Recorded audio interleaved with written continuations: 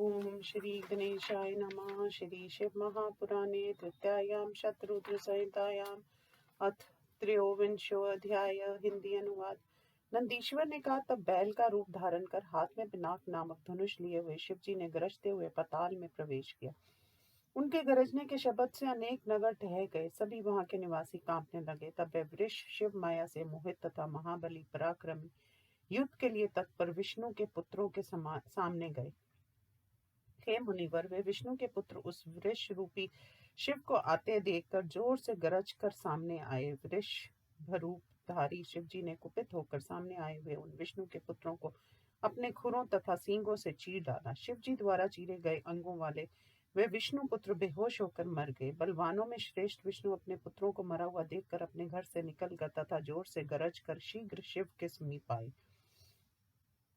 विष्णु के पुत्रों को मारने वाले वृष रूपी रुद्र को जाते हुए देखकर विष्णु ने दिव्य अस्त्रों एवं बाणों से उन पर प्रहार किया। तब महाबली पर्वताकार वृष रूपी महादेव जी ने कुपित होकर विष्णु के उन अस्त्रों को निगल लिया।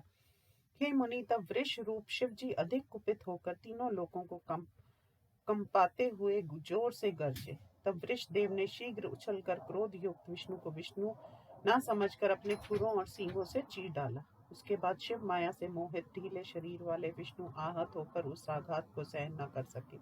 वे बेहोश हो गए और उनका घमंड समाप्त हो गया। होश पे आने पर उन्होंने समझा कि ये शिवजी वृष रूप धारण कर विहार कर रहे हैं। जब विष्णु ने जाना कि पार्वती पति वृष रूप धारण कर आए हैं, तो कंधे झुकाकर हाथ जोड़कर वे गंभीर वाणी से बोले। विष्णु जी ने कहा, हे प्रभु, देव देव महादेव, कृपा सागर, आपकी माया से मोहित होने के कारण मेरी बुद्धि भ्रष्ट हो गई है।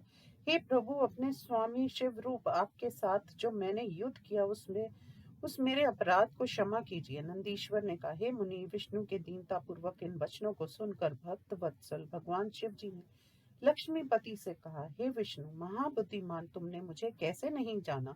तुमने मेरे साथ युद्ध किया, आज कैसे तुम्हारा सब ज्ञान समाप्त हो गया? मेरे अधीन पराक्रम वाले तुम अपने को नहीं जानते? तुम इन स्त्रियों के साथ रमन मत करो, इस दुराचार से हटो।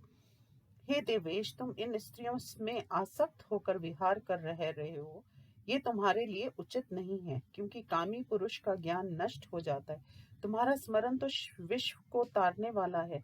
शिवजी के ज्ञान प्रद वचनों को आदर से सुनकर मन में लज्जित होकर विष्णु जी ने शिवजी से कहा। विष्णु जी ने कहा, मेरा ये यहाँ चक्र है, उसे लेकर आपकी आज्ञा का आदर के साथ पालन करने वाला मैं अपने लोक को जाऊंगा। नंदीश्वर ने कहा। विष्णु जी के उन वचनों को सुनकर वृष रूपधारी वृषभ रक्षक शिव जी ने फिर विष्णु जी से कहा, हे विष्णु जी, मेरी आज्ञा के अनुसार देर मत कीजिए, यहाँ से शीघ्र जाइए और चक्र को यहीं रहने दीजिए। संतान से, सूर्य की तेजी से तथा शिव के वचन से भी अधिक प्रभावशाली मैं तुम्हें दूसरा चक्र देता हूँ। इतना कहकर शिव जी ने सभी दुष्टों का नाशक प्रलयकार की अग्नि के समान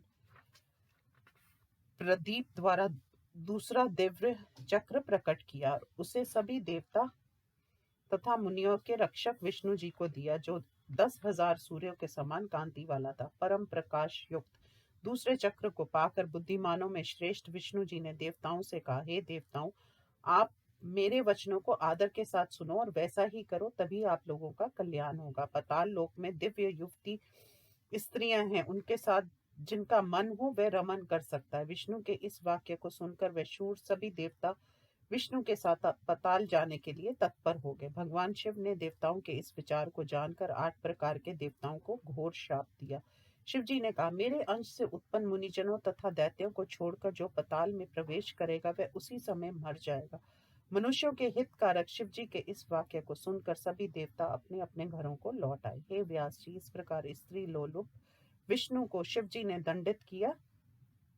तब वे स्वर्गलोक को गए और संसार सुखी हुआ। वृष रूपधारी भक्त वत्सल भगवान शिव जी भी इस प्रकार विष्णु को शासित कर देव कार्य को पूर्ण कर कैलाश को गए। विष्णु के मोह से के नाशक तीनों लोकों को सुख देने वाले शिव जी के विशेष अवतार का वर्णन कर दिया है। ये पवित्र कथानक शत्रु बाधा नाशक, स्वर्ग प्रद, यश, आयु, भुक्ति तथा मुक्ति को देने वाला है। जो मनुष्य इसे सावधान होकर भक्ति से सुनता या सुनाता है, पढ़ता है या पुरुषों को पढ़ाता है, वह संपूर्ण सुखों का भोग कर अंत में मोक्ष को प्राप्त करता है।